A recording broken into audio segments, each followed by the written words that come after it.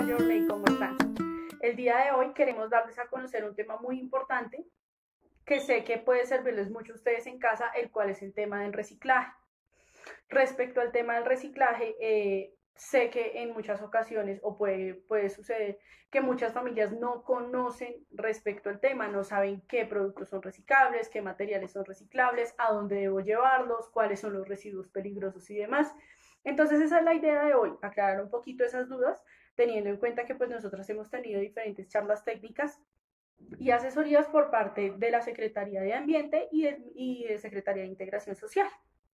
Entonces, digamos, podemos comenzar por el tema de los residuos reciclables. Los residuos reciclables son aquellos que se les puede dar un segundo uso ya después de haberles dado el uso principal. Es decir, el papel y el cartón son un residuo reciclable siempre y cuando estos elementos no tengan ningún tipo de material contaminante, es decir, thinner, barsol, pintura de aceite, este tipo de cosas. Si nos sirve mucho por decir esas hojas que uno tiene de archivo o esas hojas que los niños han coloreado, ese tipo de cosas nos sirven como material reciclable. El cartón también nos sirve siempre y cuando no esté impregnado de los materiales anteriormente o por decir de grasas cuando viene empacada la comida en cajas de cartón. Esos elementos ya son residuos ordinarios o no reciclables. ¿Listo? El plástico, en el plástico están, digamos, las botellas de gaseosa, las botellas de los tarritos del yogur, las botellas de donde viene el detergente, todo este tipo de cosas se pueden reciclar. Lo mismo las cosas Tetra Pak también se pueden reciclar. Las bolsas de la leche también entran en este proceso de reciclaje. Y el vidrio, que es, digamos, todos los envases como cuando uno compra el té, cuando uno compra el jugo hit o cuando se rompe un vaso o cuando se rompe un florero, ese tipo de cosas entran dentro del material reciclable. Lo que no entra entre esos vidrios dentro del material reciclable son las bandejas refractarias, esas no entrarían, ni tampoco los cristales de las bombillas o algo por el estilo, esos no estarían dentro del material reciclable. ¿Listo? Metales como el aluminio, el cobre también son reciclables. El papel aluminio es reciclable siempre y cuando esté limpio. Todos estos elementos tienen que estar limpios. Es decir, si el vasito del yogur lo voy a botar en lo que es la parte reciclable o en mi caneca o en mi bolsa reciclable, tengo que limpiarlo con una servilleta. Con una servilleta limpio el interior, boto esa servilleta en los residuos ordinarios y ese vasito de yogur me sirve para los residuos reciclables. Lo mismo pasa con las bolsas de leche. Cerciorémonos que las bolsas de leche no tengan la leche dentro, por decirlo así, sino que escurramos bien la bolsa de leche, escurramos bien la botella de gaseosa para que no se vean esos residuos y poder colocarlos en nuestros materiales reciclables. ¿Listo? Lo mismo con el aluminio. El aluminio, por decir, cuando ustedes en el papel aluminio meten un sándwich o envuelven un sándwich en papel aluminio, pues tenemos que con una servilleta limpiarlo muy bien y después de eso sí nos puede servir como material reciclable. Los textiles también entran dentro de este proceso de material reciclable. También lo mismo siempre y cuando no estén impregnados de ningún material tóxico ni nada por el estilo. Bueno, estos materiales deben estar limpios y secos, porque pues cuando cae, digamos, gaseosa o algo por el estilo, pues está afectando los otros materiales y no estamos haciendo la tarea como debe ser, por decirlo así. Y estos materiales van en una bolsa blanca. Se puede dejar o se puede entregar al reciclador o, digamos, en los apartamentos ahí el chute de basuras dice lo que es residuos orgánicos e inorgánicos, lo que son residuos reciclables y no reciclables. Ahí nosotros también podemos hacer el proceso de selección como ustedes lo quieran realizar. ¿Listo? ¿Qué son residuos no reciclables u ordinarios?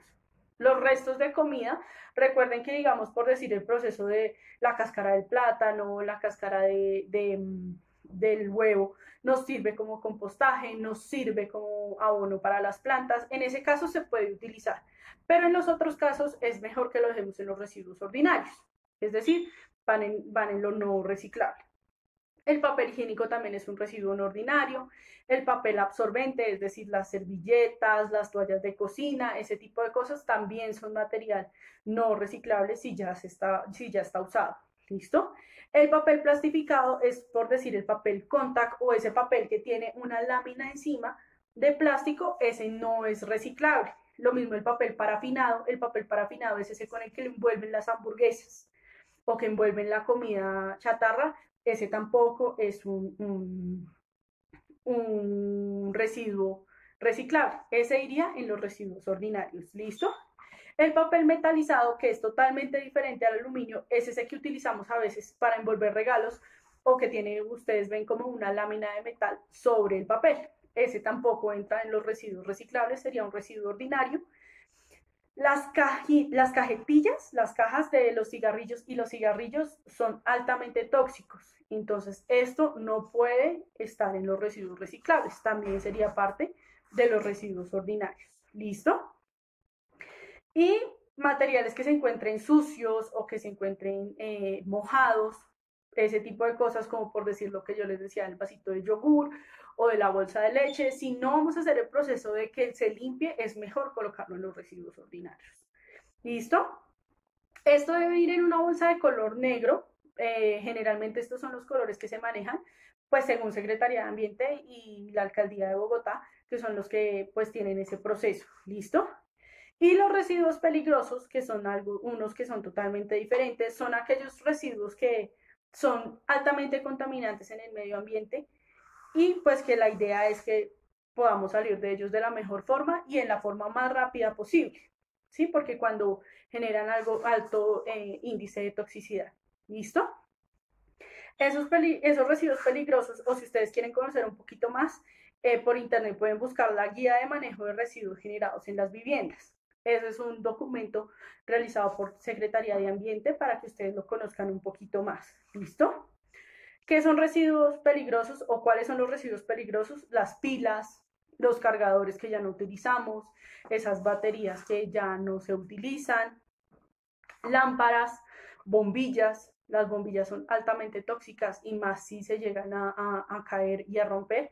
Entonces la idea es que estos elementos se hagan en bolsas selladas, en bolsas Ziploc, pero la idea es que sea elemento por elemento totalmente separado el uno del otro. Es decir, si yo no puedo guardar en una botella pilas y a la vez voy a guardar también una batería. O voy a colocar las bombillas con las pilas en una misma bolsa. No es la idea. La idea es que sean elementos, si son de los mismos, los dejo en un solo lugar, los guardo, los cierro herméticamente, puede ser con una de estas bolsas, para llevarlos a los puntos como tal. ¿Listo? Medicina, las medicinas también es digamos, un tema muy importante porque cuando se vencen, o a veces en muchas casas, por decir en mi hogar pasaba, que yo tenía muchas pastillitas de cositas, pero ya ni siquiera ni sabía de qué eran.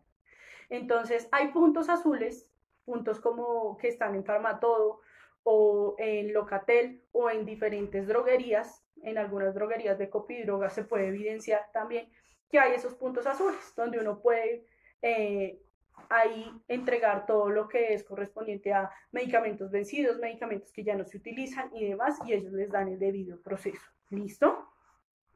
Llantas usadas, aceites usados, bueno, ahorita más adelante les explico cómo es el tema del aceite, aerosoles, electrodomésticos pequeños o grandes, cualquiera de los dos, computadores, lo que es el tóner, los cartuchos, son, digamos, tienen muchos químicos que son muy, afectan demasiado como tal el medio ambiente, los juguetes que los niños ya no utilizan o las máquinas de hacer deporte que ya no están dañadas o ya no se utilizan. ¿Listo? Todos esos son elementos o residuos peligrosos.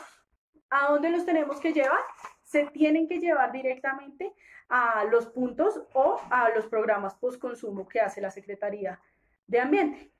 Si ustedes quieren pueden seguir en Facebook o en Instagram a la Secretaría de Ambiente. Ellos generalmente ahí es donde pues hacen la proclamación de las campañas. Hay campañas como el Ecoreciclatón, que generalmente se hace en febrero, una, y la otra se hace en noviembre de ese año. y ellos ahí lo que buscan es que nosotros llevemos todo lo que es correspondiente a estos residuos peligrosos. Neveras, planchas para el pelo, planchas de la ropa, el juguete que se le dañó al niño, las pilas, absolutamente todo lo reciben allá y ellos hacen el debido proceso para que pues estos residuos no contaminen como tal el medio ambiente. O programas como Ecolecta, que también es muy parecido a lo que les mencioné anteriormente. ¿Listo? Si ustedes quieren, pueden entrar a Secretaría de Ambiente o verificar en la página los puntos de recolección. Hay un punto muy cercano a ustedes que es el punto de Plaza de las Américas. Plaza de las Américas hay un punto ecológico muy grande donde reciben aceite usado, donde reciben baterías, tapas, todo este tipo de cosas las reciben. Y es importante que ustedes vayan allá. Es el lugar como más cercano que se conoce. Sin embargo, en la página de la Secretaría de Integración Social aparecen todos los puntos en los cuales les pueden recibir a ustedes estos elementos. ¿Listo? Sobre el aceite vegetal es algo muy importante que tenemos que dar a conocer y es que el aceite cuando ustedes lo usan, recordemos que solamente se le puede dar un uso al aceite vegetal, uno no puede utilizarlo por segunda vez. Pero cuando ustedes lo usan, en muchas ocasiones lo que uno hace es en el grifo o en el sifón de la cocina, pues boto el aceite y juego el sartén y ahí quedó todo. Pero lo que pasa es que ese aceite, un solo litro de aceite puede contaminar 1000 litros de agua. Entonces, es altamente tóxico y es altamente contaminante tanto para el agua como para el suelo. Por eso se les da otro proceso a esos aceites vegetales usados. ¿Cómo lo hacemos nosotros en el jardín?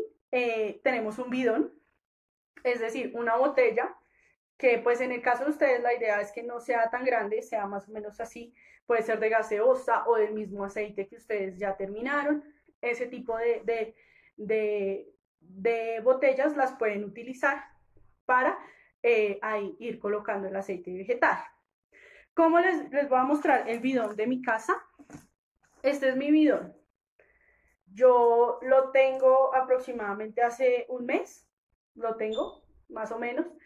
Y este es el aceite que hemos recolectado en mi familia durante un mes.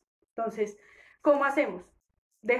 Hacemos, digamos, como tal, cocinamos como tal el alimento y esperamos a que se enfríe o que por lo menos baje el calor del aceite, porque si no nos va a dañar nuestra botella. Y cuando baje eso, con ayuda de un embudo, colocamos el aceite acá y tapamos muy bien. La idea es que esté siempre bien tapado. Y cuando esto esté lleno, esto puede estar máximo 3 meses o hasta que se llene, como ustedes lo quieran trabajar. Y cuando cumpla los 3 meses o cuando se llene, lo llevamos como tal a los puntos de recolección de aceite. En Plaza de las Américas también hay un punto de recolección de aceite. ¿Qué hacen con este aceite? Pues le dan el tratamiento y también le dan otros usos. Generalmente se utiliza para hacer jabones y demás. Es muy interesante el proceso de digamos, la reutilización de este aceite. ¿Listo? Digamos que eso es importante, disponer del aceite vegetal de una forma sana. Lo mismo pasa con las latas de atún. Las latas de atún hacen parte de esos elementos o residuos reciclables, pero es necesario que el aceite que viene en el atún también puede estar en este bidón, también lo pueden empacar acá en el bidón y limpiamos con una servilleta esa lata de atún y la dejamos en nuestros residuos reciclables. ¿Listo? También queríamos comentarles un poco respecto al tema del agua.